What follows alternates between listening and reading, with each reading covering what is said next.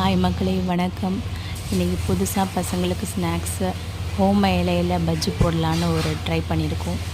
ஓம இலை எடுத்துக்கிட்டு கழுவி நல்லா ஃப்ரெஷ்ஷாக எடுத்துக்கிட்டு அதை பஜ்ஜி மாவில் நல்லா மிக்ஸ் பண்ணி எடுத்து எண்ணெயில் போட்டு பொரித்து எடுத்தால் ஓம இலை பஜ்ஜி ரெடி. பசங்கள்லாம் சூப்பராக இருக்குது. நாங்கள் சாப்பிட்டுட்டு நீங்களும் இதை செஞ்சு பார்த்துட்டு எப்படி இருக்குன்னு கமெண்ட்டில் சொல்லுங்கள். தேங்க்யூ. சூப்பர்.